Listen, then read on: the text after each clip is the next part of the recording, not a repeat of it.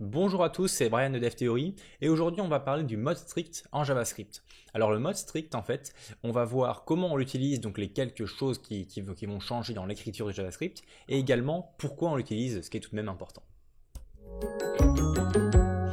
Alors avant de tout de suite parler du pourquoi on l'utilise, on va surtout voir les quelques changements qu'il induit. Car en fait ce qu'il faut comprendre c'est qu'en utilisant le mode strict dans l'écriture de JavaScript, il va y avoir de nombreux comportements de JavaScript qui vont changer. Je ne vais pas tous les citer ici car ce serait beaucoup trop long, mais je vais mettre un lien en description. Donc avant de parler d'utiliser le mode strict, on va voir un petit exemple dans lequel je vais créer une variable y qui vaut 3 et je vais donc faire un console.log de cette variable là. Ici, je vais lancer nodedaemon de mon app.js afin qu'à chaque fois que je réinitialise que j'enregistre app.js ici, ça réinitialise le script. Ça le relance en fait. Donc ici, on a bien notre 3 qui s'affiche tout à gauche et ça marche en fait. Maintenant, ce qu'on va faire, c'est qu'on va enlever ce let là et qu'on va enregistrer. De la même manière, on aura encore le 3 qui va s'afficher. Alors que c'est pas une bonne manière, disons c'est pas un bon principe de ne pas mettre de mots-clés ici, tels que let ou var ou const, tout ce qu'on veut, tout simplement, entre ces trois-là.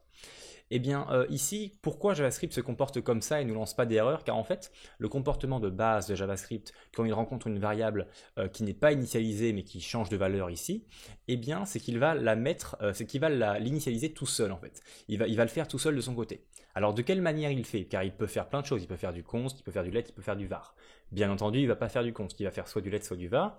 Comment on peut voir ce qu'il va faire? Eh bien tout simplement grâce à la propriété de var qui permet de scoper.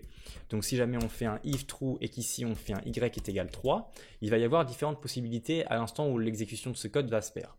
Soit c'est un var et donc ici on va avoir 3, soit c'est un let et donc ici on va avoir une erreur puisqu'y n'est pas défini.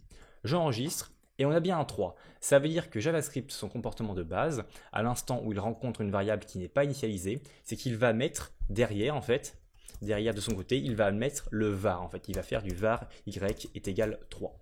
Donc maintenant qu'on connaît ce comportement, on va pouvoir voir la différence qu'il y a via le mode strict. Donc, on va laisser du let est égal 3 pour l'instant, et on va mettre en place le mode strict. Alors comment mettre en place le mode strict dans notre utilisation de JavaScript? Eh bien, on va écrire une chaîne de caractères qui dit use strict. Et ça, au tout début de notre code. Donc, en enregistrant ici, il ne se passe rien, on a toujours le 3 qui s'affiche. Mais si jamais maintenant, j'enlève ce let et j'enregistre, eh bien, on a une erreur. Une erreur du type reference error y is not defined. Donc là, on voit déjà le premier changement qu'il y a via le mode strict. C'est vraiment un changement de comportement au niveau de notre code. Ici, comme je vous l'avais dit, de base, JavaScript va mettre du var en fait, mais avec le mode strict, eh bien, il interdit ça. Il interdit le fait qu'il y ait des variables dans lesquelles on met des valeurs, mais qu'elles ne soient pas exécutées, qu'elles ne soient pas initialisées juste avant. Donc ça, c'est déjà un premier comportement très important du use strict, on comprend déjà le mot strict en fait. Vous voyez, c'est vraiment quelque chose d'un peu plus carré. Alors, on va maintenant voir un autre comportement du use strict, c'est au niveau des fonctions. Donc si jamais on crée une fonction foo par exemple avec a et b et qu'on va faire un console.log de arguments, donc arguments pour ceux qui ne savent pas, c'est en fait l'objet dans une fonction qui va contenir tous les paramètres, donc ça va être sous forme de array, mais de toute manière c'est un objet. Et ici on va mettre du 1 puis du 3, vous voyez. Et donc ici, on va bien avoir notre arguments avec du 1 et du 3. Donc si jamais je fais, puisque c'est un array, du 0 ici, et derrière je fais également arguments de 1, on va bien avoir 1 et 3, donc c'est nos deux paramètres. Voilà. Maintenant, ce qu'on va faire, c'est qu'on va on va mettre en place le mode strict, mais uniquement à notre fonction, car c'est possible en fait. On va pouvoir faire ici du use strict, hop, ça va marcher de la même manière bien sûr, et si donc je crée mon autre variable y est égale 3, on va bien avoir une erreur. Si j'enlève ça et que cette variable y est égale 3, je la mets juste ici, hop, eh bien on n'aura aucune erreur. Je peux d'ailleurs mettre y ici en deuxième paramètre. On n'aura aucune erreur car en fait useStrict, quand on l'utilise dans des fonctions, eh bien, à la première ligne d'une fonction, c'est important, eh bien, le contenu de cette fonction-là sera sous le mode strict, mais pas ce qu'il y a au-dessus. Donc en fait, c'est un scopage, il y a du scope ici, mais c'est uniquement pour les fonctions. N'allez pas utiliser ça pour du if ou pour des while, etc., ça ne marchera pas. C'est uniquement pour les fonctions, et si on le met à la première ligne, que le mode strict sera utilisé pour le scope de la fonction en question. Alors qu'est-ce que ça va changer dans les comportements des fonctions? Eh bien justement, ça va changer également le comportement de arguments.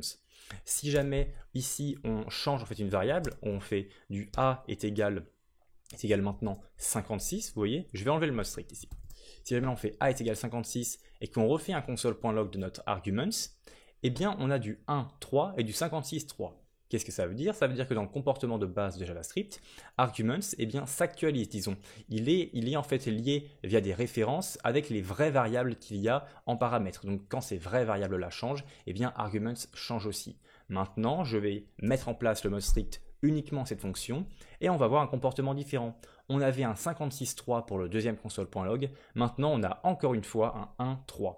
Pourquoi ça? Car en fait, dans le mode strict, et ça c'est vraiment un changement, mais vous voyez il y a plein de changements possibles avec le mode strict et il faut les connaître pour vraiment bien l'utiliser. Le changement du mode strict avec la variable arguments, eh bien c'est qu'elle ne va pas s'actualiser, elle ne va pas être référencée directement avec les paramètres de la fonction. Ça ne va pas être une référence, ça va être simplement une valeur copiée au départ et qui ne changera pas durant l'exécution, durant le changement de valeur de ces variables dans la fonction. Donc ça, c'est des choses à savoir, et vraiment, il y a beaucoup de choses à savoir au niveau du mode strict. Je vais m'arrêter là pour les quelques exemples, et maintenant, on va parler un peu de son utilité, donc ça va être assez rapide. En fait, ce qu'il faut comprendre, c'est que le mode strict, il a été utile. Il a été utile avant, quand il n'y avait pas tous les IDE ou même des choses comme TypeScript, vous voyez, qui pouvaient nous dire des erreurs, etc. Ça nous empêchait, ça permettait d'avoir un code plus propre dans nos navigateurs. Maintenant, aujourd'hui, on a tout ce qui est IDE comme VS Code, etc., ou même des logiciels comme JetBrains, etc., qui vont nous indiquer à l'instant où il y a une petite erreur ou quoi que ce soit, où on peut ajouter énormément d'extensions pour nous indiquer les warnings, etc. Et en fait, le mode strict, selon moi, a perdu son utilité via l'utilisation massive d'IDE et ou de compilateurs comme TypeScript, vous voyez. Donc, il est toujours utile si jamais vous faites du petit code dans un navigateur, etc. Je vous conseille de l'utiliser pour ce cas-là, vous voyez. Ça permet d'avoir un code plus sécurisé, plus propre, plus optimisé au niveau du navigateur. C'est bien sûr très très bien. Après, si de base, vous avez un bon IDE ou vous avez des compilateurs comme TypeScript, vraiment, il n'y a plus l'utilité d'utiliser le mode strict selon moi.